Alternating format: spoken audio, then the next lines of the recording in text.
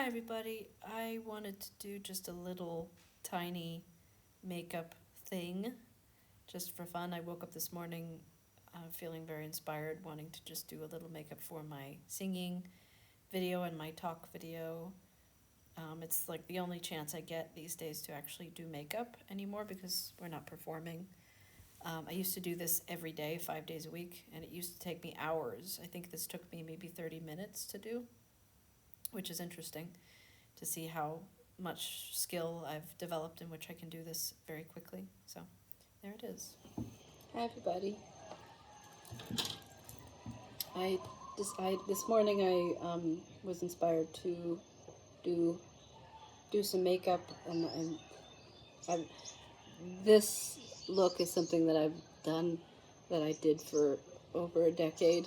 I have this little tiny brush, paintbrush that I love, that I then have some white face paint, and I just make these very symmetrical lines. And I've been doing it for so long that I can do it pretty quickly. And I made a little like makeup tutorial thing that I want to share. And I definitely have I noticed that I'm very dedicated to things. I think I've always been like this, but I've definitely learned it more from being around Thoth, that he just sticks with something, he just does something and sticks with it. Looks like it's going to rain. And does it look like it's going to rain? No. Oh, but I just stick with things and don't give up on them, because I know it's not, in the world outside of my own expression, that it's not necessarily very interesting to a lot of people, but I find value in it, so I want to do it. And I definitely have regrets about, in the first 5 years of our life, I really didn't document things in the way that I do now in the last 10 years. I got really committed in like 2015, 16 to documenting every day. But even back then, I wasn't filming full prayformances. I would film I'd film us having the experiences outside of the prayformance, and then I'd film like 1 or 2 little clips of us prayforming, and I'd film our audience and stuff. But I did that because I didn't really think that anybody was really interested in our music. And I remember actually my sister saying, like, I'm really not interested in the prayformance, I'm just interested in your life. And so I was kind of just doing it for her, which I don't really know why I was doing that, because she's not really a fan of our work. She isn't a fan of our work. It's more she's just kind of envious of the life we have and is curious about it. So, and she loves me and wants to know what we're doing.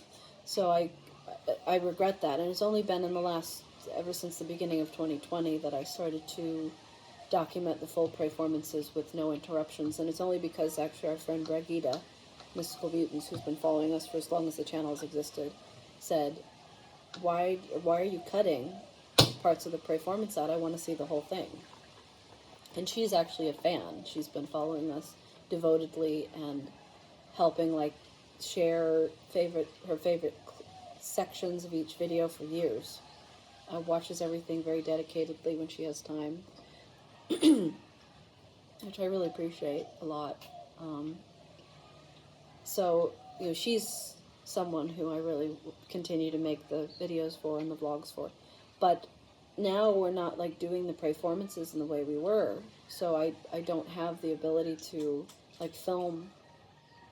And I wish I had back, and I wish I had back in 2010 through 2015, because those first 5 years were some of the most amazing years that we have had in a certain way, because we had a documentary team following us around in San Diego. I basically started vlogging like right after that happened. We did Martha's Vineyard performance twice in 2 different years, which I think I took pictures of it and wrote about it in my blog, that some people read and experienced, but I didn't like film anything. And the footage I don't know where that is. So, of those performances, which were some of the biggest and most amazing performances we've ever given, like, where is the footage of Eshaniye? I don't know if anybody filmed it. So that's why I'm so dedicated now to filming everything. And I wish I'd done makeup tutorials, because I did 5 days a week. I would do the most outrageous, crazy makeup looks every day for going out in public and playing. And I used to believe that it would make a difference, that it would somehow make people like us more, or it would gain us more money, or maybe someone would stop us in the street in New York City or San Diego or San Francisco or Lisbon or Barcelona and say, oh my God, you guys are so incredible, I want to help you, or I want to whatever. Now that I have perspective and I'm older, I realize that probably wasn't ever going to happen. And actually, I don't know if I've said this, maybe I've said this before, but my friend Mike Rotoundi, actually, I remember I was doing makeup in Lisbon in our little tiny apartment, tiny house, tiny little room we were living in. And I think I'd written in my blog or on Facebook or something that it took me 3 hours to do a certain look. And Mike Rotoundi, who's always been a supportive, generous fan to us, find sticks and things. He said, you don't need to spend that much time on makeup. It's not your makeup, it's your voice that people are interested in, and that stops people and engages people. It doesn't matter what you look like. You could dress in street clothes.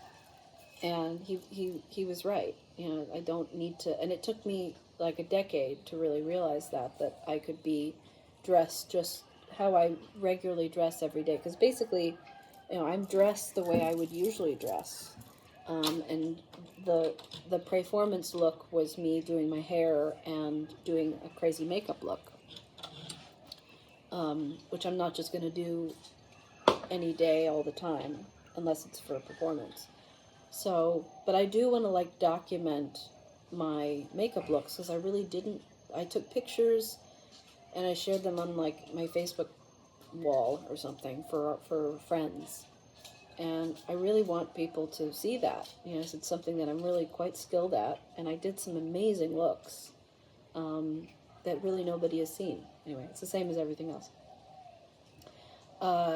So I can't get that time back. But what our friend Mike Rotoundi said, it's not your makeup, it's not how you look, it's your voice. I wanted to talk a little bit about my voice and how I came to be able to sing like this. I know that I have a very unique voice. For the 2 months that I was ill, I wasn't able to sing, and it was really heartbreaking. So recently I've been making little videos singing in the bathroom, and the acoustics are so nice, and it sends me floating off into another world in a funny way. And I know it's interesting for Thoth to hear me, because my violin playing has gotten so much better. I don't know how, I can, just because I'm practicing regularly, I can shift and play almost without thinking. And I'm a quite skilled improvisatory violinist, and I don't know how that happened. I think it's just been lots of time and practicing. And I'm not as good as I want to be, but singing is my main thing. Always has been.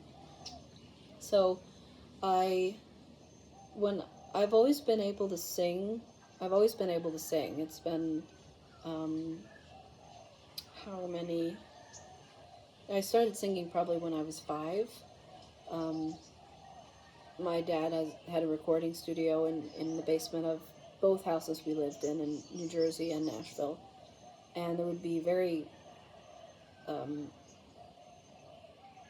interesting and cool musicians coming through, session musicians and orchestra musicians, and there would be lots of Christian and R&B and all. Unfortunately, my dad did a lot of easy listening music. He worked for Green Hill, which was an easy listening music company. But there would be a lot of really amazing musicians that would come through doing this very basic, simple music.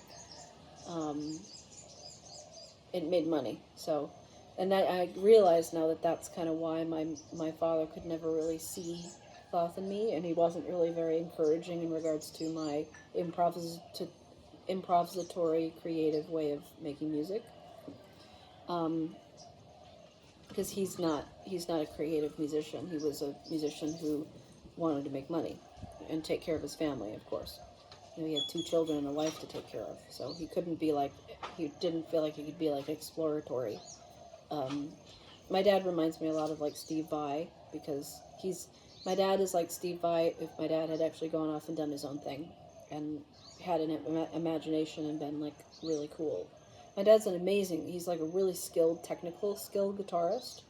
He knows all the chords and scales and shit, and he's never really supported our relatively simple way of playing music, because our music has maybe 1 chord or 2 in it, and then we improvise over it, you know, instead of it being these really complicated changing chords and all this crap.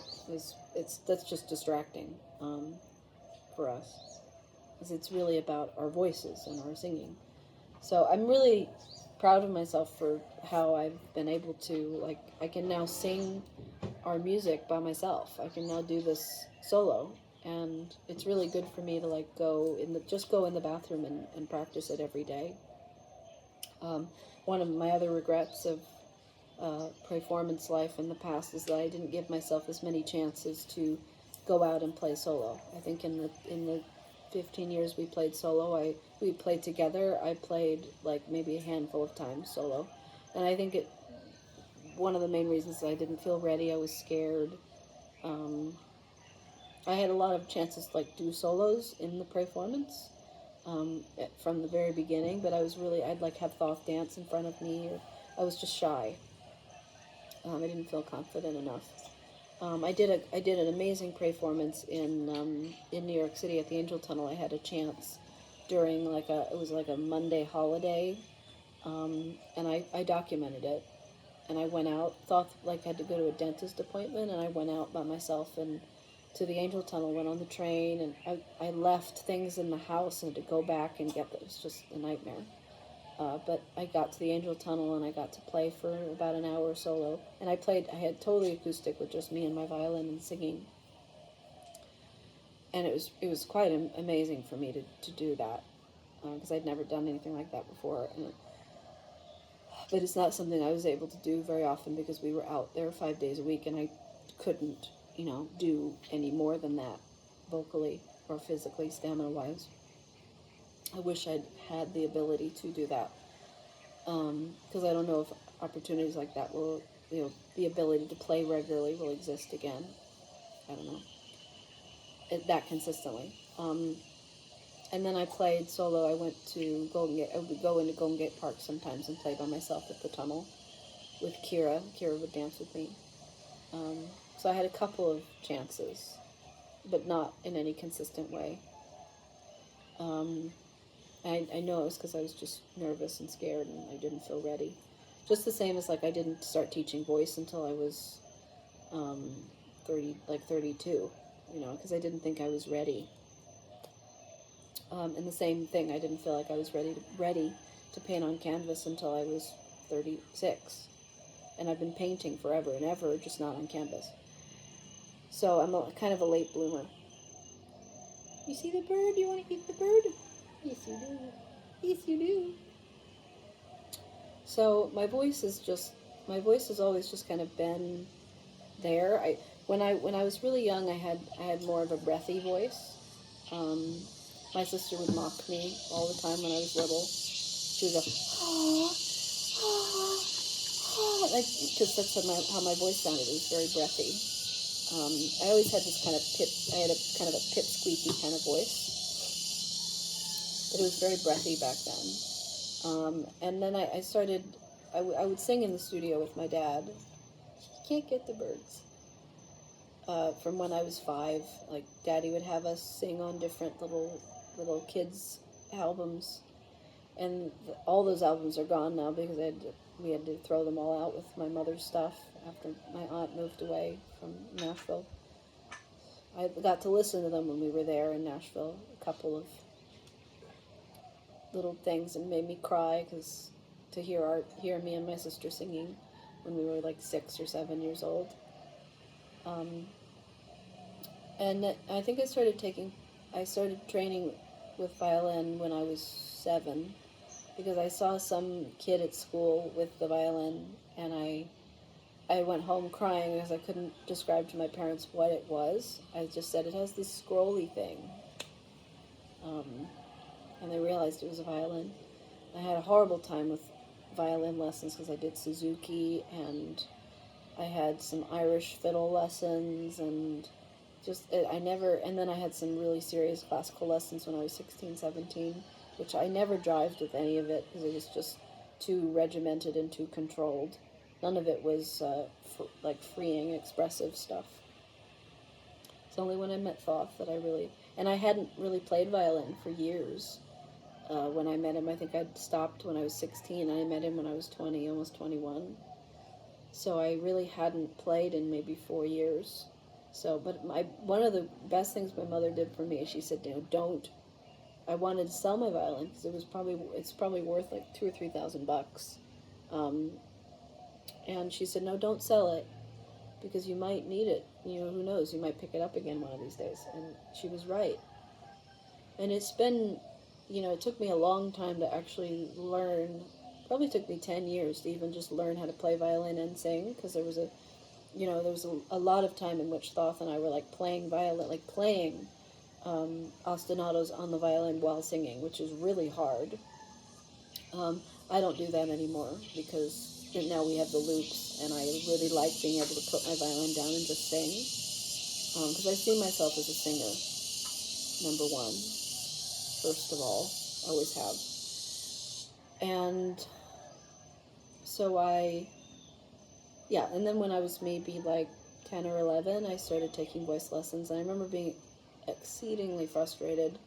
I took voice lessons from like a choir, one of the members of my mom's choir, and I desperately wanted to sing all these complicated arias, and I had to sing like very simple things because I was so young. And actually when we were like 16 or something, our mom taught us a lot of rounds, songs in which you sing it, and then the other person sings it a little bit after, and the other person sings it a little bit after. And we were at a dinner party somewhere at an Italian restaurant, and we were singing rounds for everybody.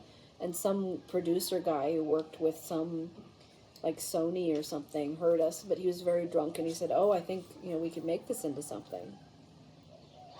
And we actually made like an album with my dad, a very simple album, just sat in his studio, and he played guitar, and all three of us sang these rounds, and I think we had like 20 little rounds that we were singing.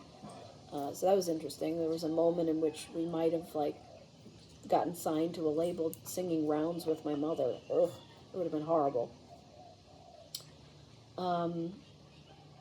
My parents were divorced by then, and somehow they were able to like make music together. They made an album together called Celtic Christmas Spirit when we were like 16 years old, and it's a beautiful album. If you have time to look it up, it's really beautiful.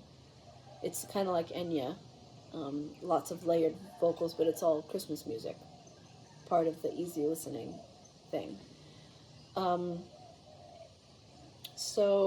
then I had some amazing voice teachers when I was 19 years old, right before I went to college. Jim and Elizabeth Stith. I don't know how I found them. Probably through my friend Will. And they were incredibly supportive, and I was finally able to like start singing really complex arias. I sang some beautiful pieces. One of them is called Pierrot. I don't remember, maybe it's Debussy or something, but some really, God, I can't remember what they were called.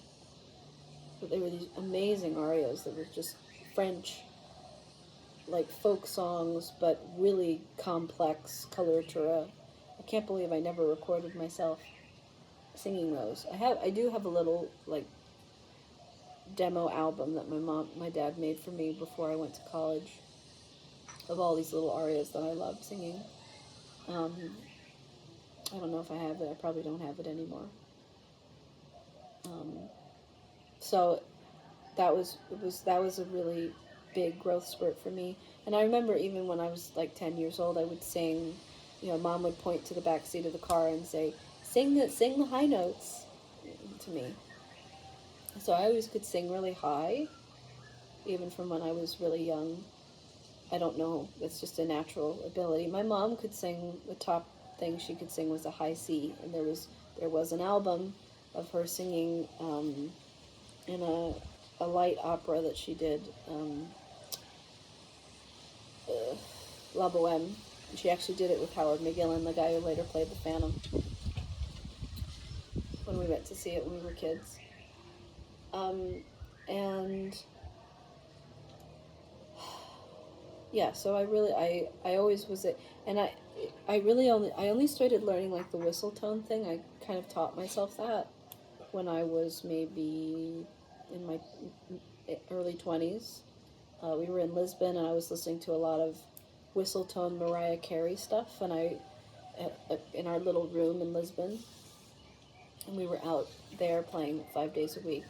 So I remember trying it out and trying the super high whistle tone notes, and I could do it. And it was really fun to try and experiment. So I taught myself how to do that. And there were times that I think I was able to sing like an A above high C at one point. So I've always been able to sing super high. And if I wanted to, I could have gone on and done operas and Glitter and Be Gay and Gilda and Rigoletto and the doll aria and all those things. And I wanted to do that. That was my goal in life for a long time. I really wanted to be an opera singer. But then I realized that opera is extremely snooty and very controlled, and you actually have to have a certain kind of look. And I don't have the look, and I don't try to have the look. When I did Amahl and the Night Visitors when I was 20 in Kentucky at school, the woman who played the mother, my mother, was that classic fat, overweight opera singer thing, and it didn't work for the performance at all. It was like the woman who first got the role was this light, skinny, beautiful, lovely lady, and I think she had to drop out because of something, and then this other woman got it. And it didn't work for the role because it was like we were supposedly starving to death, and she's this fat person. And then Reggie was also in it. He was one of the kings, like I said. And he's also troublingly overweight. So that seems to be a thing in the opera world, that people are overweight, and that's what people think of when they say opera. And unfortunately, I don't really even like to be labeled as opera. Like people say, oh, you guys are singing opera. And it's like, no, we're singing our own music. We just happen to have skilled voices, and I believe that the voice is supposed to sound like that. That's the natural way that people would sing if they actually were taught how to sing. And in this day and age, people don't know how to sing at all. It's really disturbing. Thoth and I talk about it a lot, how people don't know how to sing anymore, and the modern day and age of singing is singing in really breathy head voice and then going into a belt voice when it's very weird, and nobody has real vocal ability anymore. So when people hear us, we sound like little freaks because we sound like we're opera singers or something. And I don't think I've ever there's actually a person I know here named Geisha who's able to improvise, and she has a very beautiful operatic soprano voice, and I'd never heard that before besides me and Thoth. It's not a common thing for classically inspired singers to be able to improvise. So we're very weird in that way, in which we sing in this classically inspired voice, because we're both very inspired by opera and classical music, and but we improvise, and we have this very unusual way of singing, and we don't sing in English, we don't sing in a language, and it's all our own music. So it's very unusual. So when I was sick the last few months, I really wasn't able to sing at all, and singing is such a big part of who I am as a person. So it's really hard when I'm not able to vocalize, and especially when I'm not able to like do those little peeping high notes, because that's a very special aspect of my vocal ability that I'm really proud of being able to do. But yeah, I didn't pop out like this. I worked really. I probably trained professionally as a singer for since I was 10, and then I finished my training. So I trained really hard as a singer for 10 years. And, like my sister was able to sing and still can sing. She has good pitch and all that stuff, but she never trained. She had a stronger voice than me, actually, when we were kids. But I trained and focused, and she never did. And so I went off and gained all this ability, and she never did. So it's the same with violin. Like, I really wasn't that skilled at violin when I was young, and I didn't really enjoy it so much. And now I'm learning to actually enjoy it. Mimi, what are you eating? What are you doing? Get her out of there. She'll probably be eating a slug. Mimi! Mimi! Mimi!